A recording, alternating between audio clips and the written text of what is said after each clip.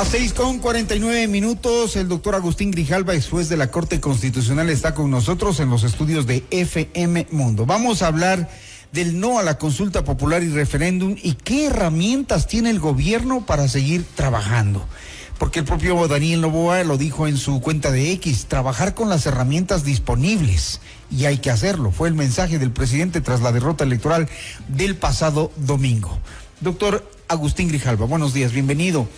¿Y qué herramientas tiene? Eso es lo que queremos saber, porque el mismo día de las elecciones nos demostraron que es posible capturar a los delincuentes, que es posible la cooperación internacional, que es lo que nos estaban preguntando en la consulta. Y entonces uno empieza a decir, bueno, ¿para qué íbamos a una constituyente si tenían las herramientas, si las tienen? Sí, efectivamente, gracias por la invitación, Hernán. Efectivamente, ayer varios funcionarios de gobierno expresaron lo que usted indica. Dice, vamos a trabajar con lo que tenemos. ¿Qué es lo que debieron hacer desde un inicio? ¿No? Porque es suficiente. Por ejemplo, en cuanto al Consejo de Participación Ciudadano, que hay un consenso en que debe ser eliminado, ¿no? Pues esto se puede hacer. Incluso se podría, si se quiere una vía más rápida, se puede eliminar sus competencias de designación, ¿no es cierto?, de autoridades de control, autoridades judiciales, que eso es lo medular. El punto, a mi modo de ver, no es tanto, el problema no es tanto ese, sino con qué lo reemplazamos. ¿Y cómo los designamos? Claro, las autoridades tiene que ser por un un sistema mejor, pues, un sistema que asegure autoridades independientes, competentes, honestas, ¿no es cierto? Ese es el problema. Y entonces allí... Pero pues, eso es lo que no hay, pues, en cambio. Eso es lo que... Porque hay el riesgo de que se vaya a politizar, de que le entreguen esas competencias a la Asamblea y ya tenemos ahí dos partidos que son... Claro, regresamos a lo mismo o algo peor, ¿no? Y el gobierno se seguirá hundiendo se seguirá perdiendo legitimidad, porque si en eso también fracasa, entonces eso será un boomerang para el propio gobierno. Hay herramientas como por ejemplo un dictamen constitucional de la Corte Constitucional que le dice que el procedimiento de reformas parciales sí es apto, por ejemplo, para cambiar el Consejo de Participación Ciudadana y Control Social, pero ahí ¿a dónde vamos? ¿Cómo elegimos? ¿Qué sería el mecanismo ideal para no permitir la politización de estos organismos que designan autoridades de control? Me parece que conviene una suerte de sistema mixto que por un lado asegure los méritos, ¿no?, y la probidad, la experiencia, la formación para desempeñar las respectivas funciones, pero que por otro lado también le provea, digamos, a quienes se designan, ¿no es cierto?, de legitimidad política a través de la designación en la Asamblea Nacional, pero con mayorías calificadas, ¿no? Entonces, de esta manera lograríamos tener ambos aspectos. Algunos de estos elementos estaban presentes en la propuesta del expresidente Lasso, ¿no? Recuerda cuando él perdió estas preguntas. Cuando planteó la comisión. Sí, yo examiné eso y tenía elementos interesantes, ¿no? Porque yo creo que aseguraba digamos, la calidad y probidad del funcionario por un lado, pero también su legitimidad política. Digamos eso en la parte política. Y en la parte social, ¿qué herramientas tiene para cambiar la situación de pobreza, de desempleo, falta de cupos universitarios, el tema de la salud, el tema del seguro social? Ahí dice el presidente, vamos a gobernar con lo que tenemos, pero hemos perdido 2 años. Bueno, ahí creo que es donde tiene que hacerse los cambios más profundos, porque a mi modo de ver hay áreas de lo social que están abandonadas, ¿no? Y ojo que esto tiene que ver con los derechos. Los derechos son la forma jurídica de las necesidades de la gente, ¿no? Muchas de las cosas que se ha dicho ahora tan despectivo, tan superficial sobre los derechos no tiene sentido, ¿no? Los derechos. Porque en lo tangible basta ir a un hospital y darse cuenta, ¿no? Claro, por ejemplo, el derecho a la salud, ¿no es cierto?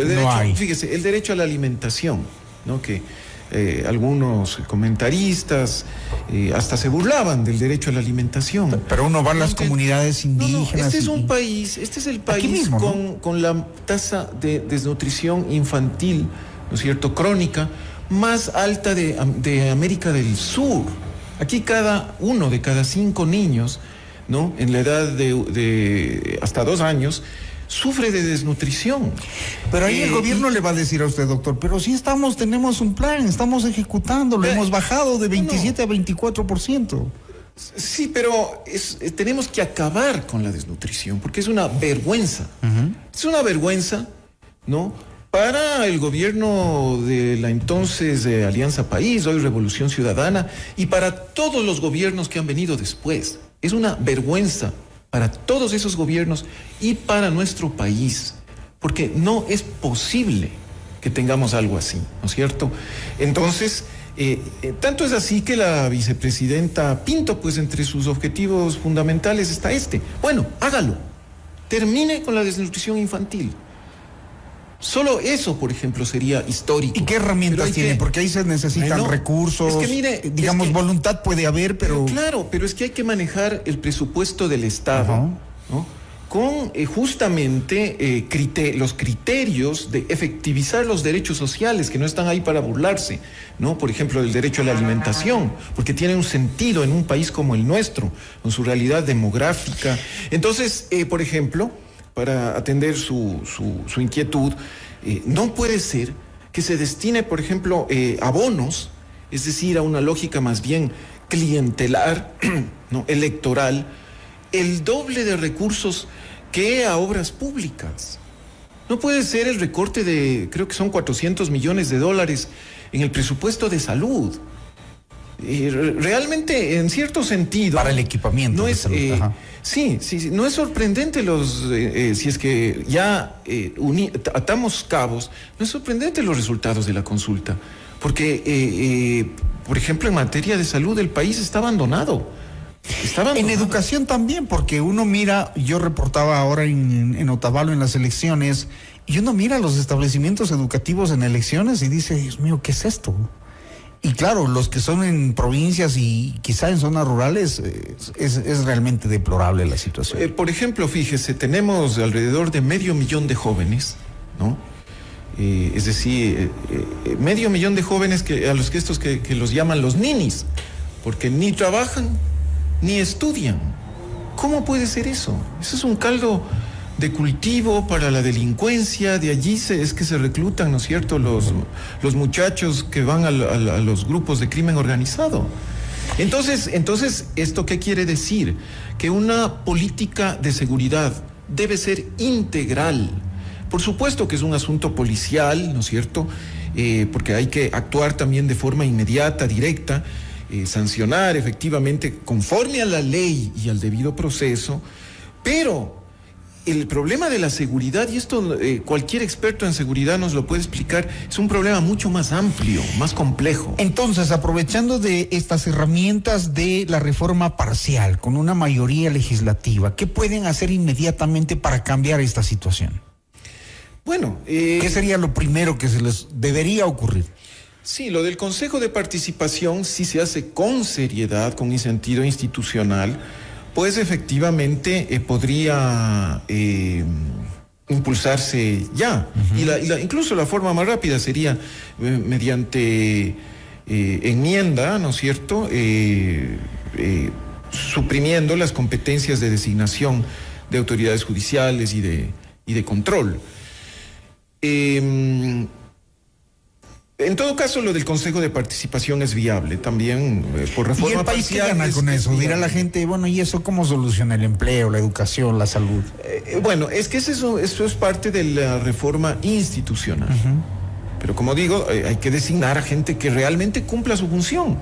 Lo cual quiere decir que tienen que controlar a quienes tienen que controlar. Mire, sin órganos de control, cualquier gobierno se hunde en la corrupción. Se despilfarra también, ¿no? Se despilfarra. Al propio gobierno, ¿no?, le conviene tener órganos de control independientes, autónomos, para que los recursos públicos se usen adecuadamente, ¿no?, honestamente. Y en cuanto al área social, pues debería revisar en su gabinete de manera que se designe a ministros, ministras realmente eficientes, que conozcan, que impulsen, que, debería haber una nueva política fiscal que priorice conforme le hace la Constitución. En la Constitución, salud, educación son asignaciones presupuestarias. Así es, con aumentos cada año, ¿no? Pero claro. Doctor, le agradezco. El doctor Agustín Grijalva, ex juez de la Corte Constitucional, hablándonos de las herramientas que tiene el Ejecutivo para empezar a darle el golpe de timón que el país se lo ha pedido en las urnas el anterior domingo, vía reformas parciales, a través de la actual Constitución. Gracias, doctor. Muy gentil. Muchas gracias.